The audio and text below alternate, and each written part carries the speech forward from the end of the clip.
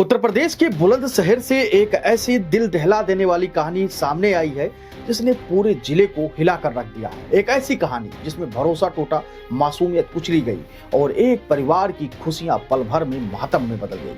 यह कहानी है क्षमा शर्मा की, एक सादगी भरे आम परिवार की बेटी की। लेकिन इस घर में चुपचाप दाखिल हो चुका था एक ऐसा शख्स जिसकी नीयत कोई समझ ही न पाया।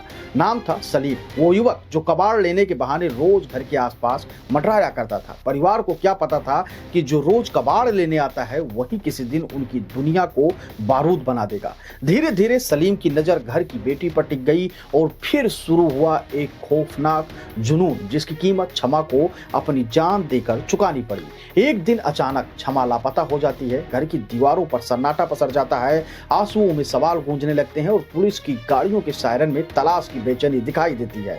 परिवार उम्मीद में था शायद मिल जाएगी, कहीं गई होगी, लेकिन कुछ दिन बाद जो खबर आई उसने पूरे बुलंदशहर को सदमे में डाल दिया। पुलिस को क्षमा की लाश मिली और जिस हालत में मिली उसे बयान करना भी किसी मजबूत दिल वाले इंसान के लिए आसान नहीं था। यह सिर्फ हत्या नहीं, यह दरिंदगी की हद को पार कर रही थी। जांच तेज हुई, सलीम पकड़ा गया। पूछताछ में जो कहानी सामने आई उसने पुलिस को भी दंग कर दिया।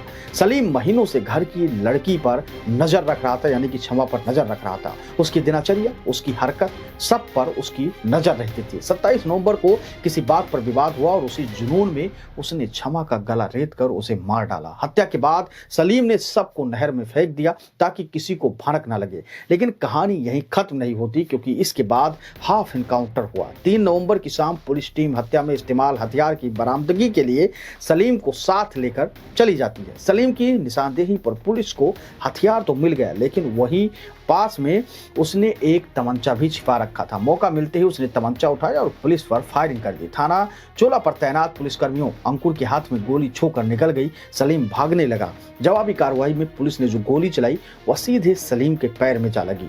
उसे पकड़कर फिर घसीटते हुए अस्पताल ले जाया गया। इस पूरे मामले पर एसपी सिटी शंकर प्रसाद ने बताया, सलीम ने क्षमा शर्मा की हत्या स्वीकार की है। भागने की कोशिश में उसने पुलिस पर फायर किया, जिसकी वजह से आत्मरक्षा में पुलिस ने ये कार्रवाई की है। इसके अलावा इस हत्या में सलीम की माता, पिता और अन्य एक व्यक्ति को नामजद किया गया है। पुलिस पूरे गैंग, उसकी मंशा और संभावित साजिश की हर पहलू की जांच कर रही है। आज भी बुलंदशहर एक ही सवाल पूछ रहा है, आखिर क्षमा की गलती क्या थी? और उसका परिवार टूटे दिल के साथ बस इंसाफ का इंतजार कर रहा है। आप अपनी राय देकर हमको जरूर बताइएगा कि इस घटना को लेकर आप क्या कुछ सोचते हैं और हमारी देश की बेटियां और प्रदेश की बेटियां कैसे इन लोगों का शिकार हो जाती हैं।